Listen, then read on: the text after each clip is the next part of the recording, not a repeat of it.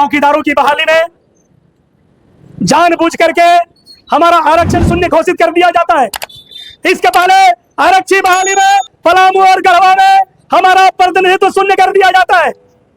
जब भी संविदा पर नियुक्तियां निकलती हैं तो सबसे ज्यादा अन्याय और अत्याचार का शिकार हमारा अनुसूचित जाति का समाज होता है कि नहीं? होता है। पूरे पलामू पूरे गढ़वा में एक साजिश सी चल रही है।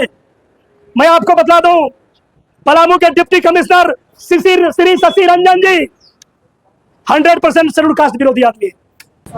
करुणा के सागर तथागत भगवान बुद्ध,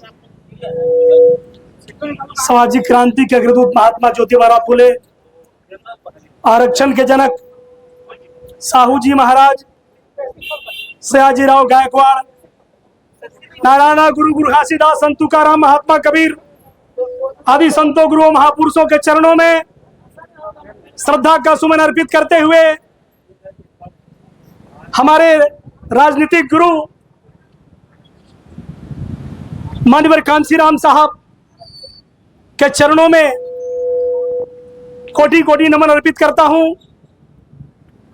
आज आजाद समाज पार्टी एवं भीम आर्मी भारत एकता मिशन के संयुक्त तत्वावधान में आयोजित इस प्रदर्शन की अध्यक्षता कर रहे छोटे भाई साकेत पासवान जी, संचालनकर्ता अनुराग जी, यहां पर उपस्थित आजाद समाज पार्टी भीम आर्मी के तमाम यंग डायनेमिक एनर्जेटिक नौजवान साथियों, तमाम समर्थन दे रहे घटक संगठनों के सम्मानित नेतागण, प्रेस मीडिया के तमाम सम्मानित प्रतिनिधियों, शासन प्रशासन के लोगों और कचहरी प्रांगण में उपस्थित तमाम सज्जनों को इस आंदोलन में हम आपका हार्दिक स्वागत करते हैं। साथियों, जिस तरीके से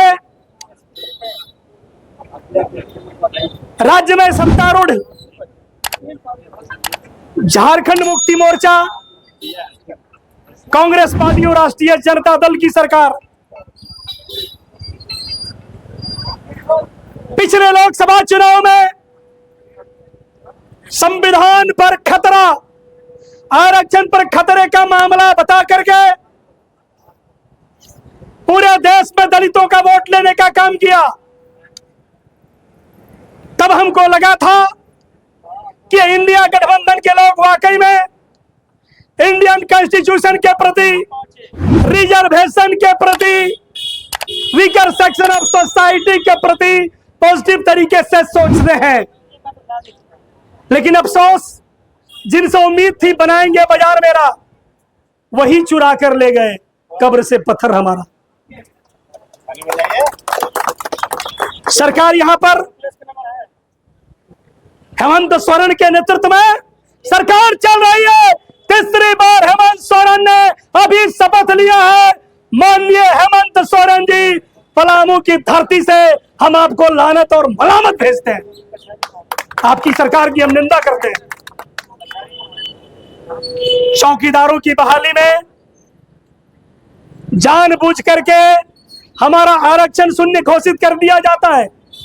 इसके पहले आरक्षी बहाली में पलामू और गढ़वा में हमारा प्रतिनिधित्व शून्य कर दिया जाता है। जब भी संविदा पर नियुक्तियां निकलती हैं तो सबसे ज्यादा अन्याय और अत्याचार का शिकार हमारा अनुसूचित जाति का समाज होता है कि नहीं? होता है। कहने को हम शेड्यूल कास्ट के हैं और Palamu parliamentary constituency is reserve for the schedule caste. You must also know it.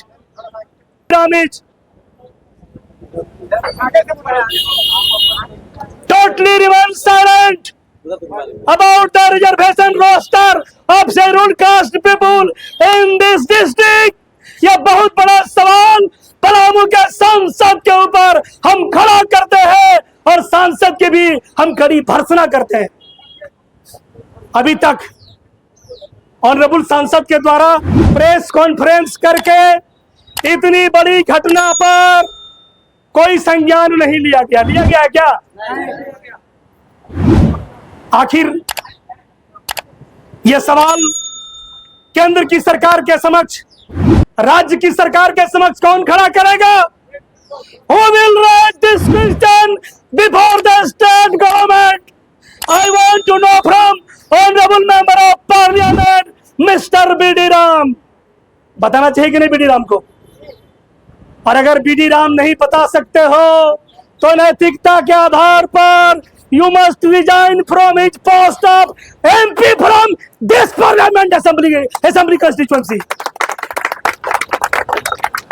क्योंकि लॉ मेकर्स जो सदन के अंदर जाते हैं, पार्लियामेंट के अंदर लॉ मेकर्स जो जीत करके जाते हैं, असेंबली के अंदर जो जाते हैं, हमारा अभिभावक कौन है? पलामू का सांसद है और दूसरी अभिभावक honourable MLA from Chhatarpur assembly which is reserve for the scheduled caste, है ना?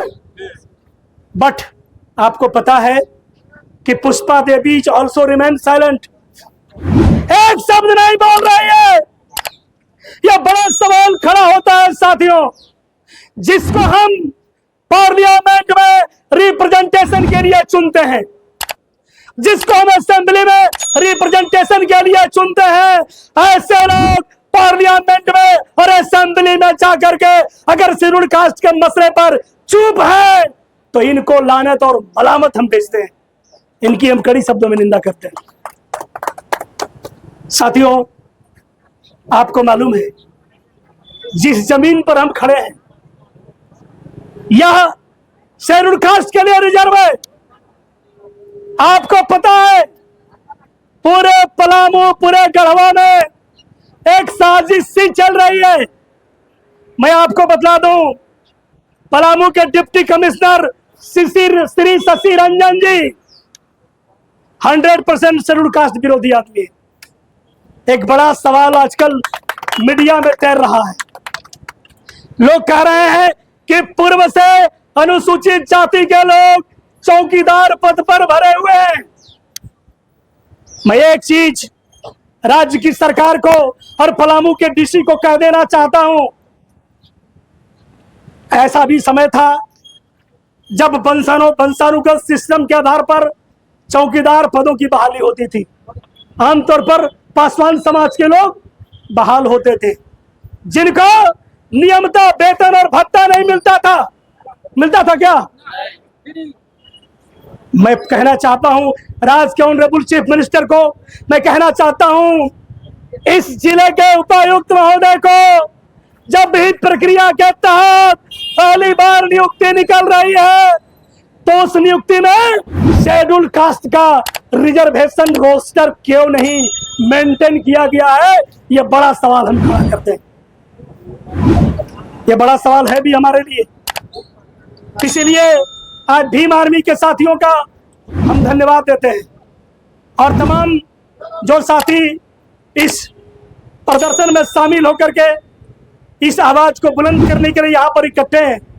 साथियों, आज हम आपको यह बतला देना चाहते हैं कि यह नौटंकी तब तक चलती रहेगी जब तक कि रिजर्व सीटों से भड़वागिरी करने वाले, मैं जानबूझ के अनपार्लियामेंट्री लैंग्वेज बोल रहा हूं, ऐसे लोग शेड्यूल्ड कास्ट की सीट से चुनाव जीत करके सदन में जाते हैं, असेंबली में जाते हैं, पार्लियामेंट में जाते हैं और करते क्या है मालूम है? फीका, पट्टा, कोटा, परमिट, बंदूक और राइफल का लाइसेंस किसको दिलाते हैं? पता है आप लोगों को? सामंतों को, मनुवादियों को, पूंजीवादियों को दिलाते हैं कि नहीं? और उस बंदूक और राइफल से निकली हुई गोली दलितों के, अकलियतों के, गरीबों के सीने को बेचती है कि नहीं? क्या इसीलिए हम ऐसे लोगों को अपना एमपी और अपना एमएलए बना करके सदन में भेजने का काम करेंगे? क्या उचित है? क्या ये कतई किसी भी दृष्टिकोण से उचित नहीं है। अगर पलामू का सांसद पलामू डीसी के पास बैठ करके अगर इस बात की चर्चा करें कि किस आधार पर आपने शेड्यूल्ड कास्ट का रिजर्वेशन डबल कर दिया, शेड्यूल कास्ट का आरक्षण शून्य घोषित कर दिया, तो बहुत बड़ा सवाल खड़ा होगा कि नहीं होगा। लेकिन आखिर सोई हुई अंतरात्मा हमारे मेंबर ऑफ पार्लियामेंट की क्यों नहीं जग रही है, हमारे विधायक की क्यों नहीं जग रही है, जो 80 सीटों से चुनाव जीत करके असेंबली की शोभा बढ़ाने का काम करते हैं। इसलिए यह बड़ा सवाल है।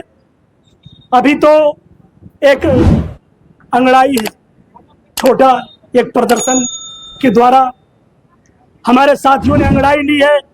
हम समाहरणालय के गेट पर यह कह देना चाहते हैं कि सुन लो उपायुक्त महोदय, सुन लो मुख्यमंत्री महोदय, अब याचना नहीं रण होगा और महासंग्राम भीषण होगा। अपने हक के साथ हम खिलवाड़ बर्दाश्त नहीं करेंगे, भले ही हमें मौत को गले लगानी पड़ जाए।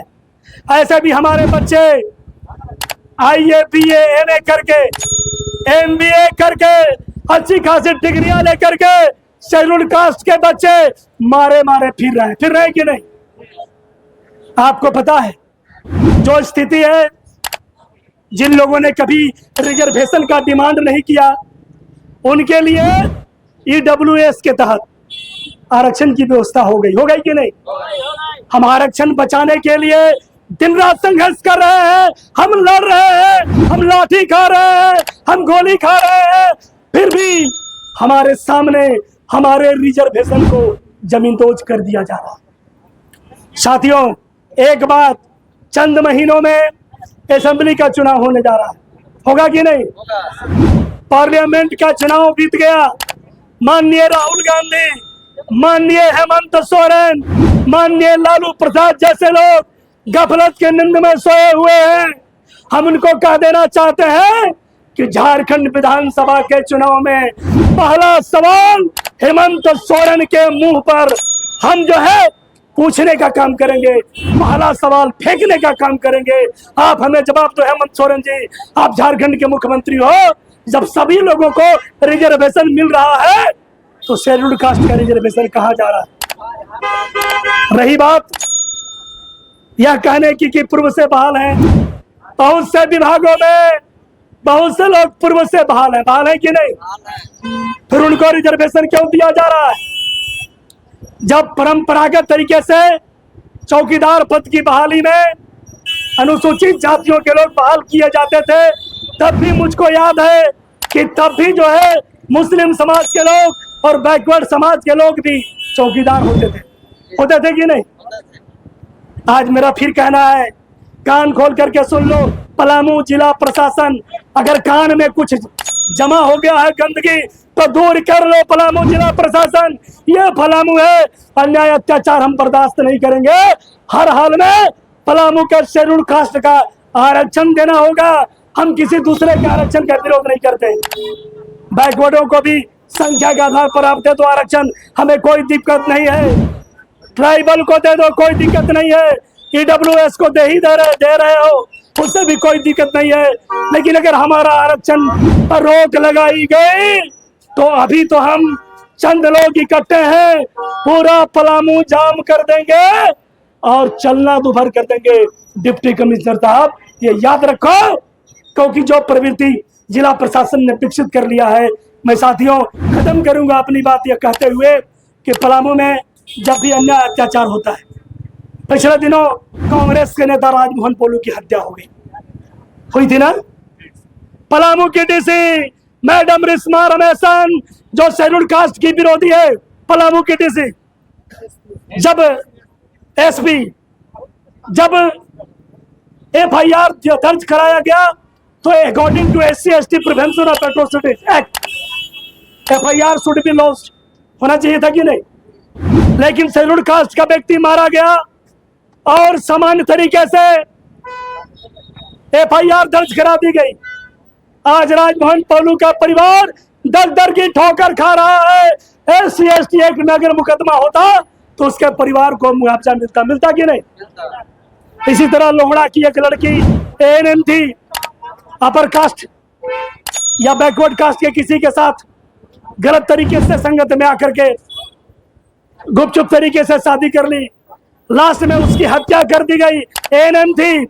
उस केस में भी पलामू एएसपी ने SC/ST प्रिवेंशन ऑफ एट्रोसिटी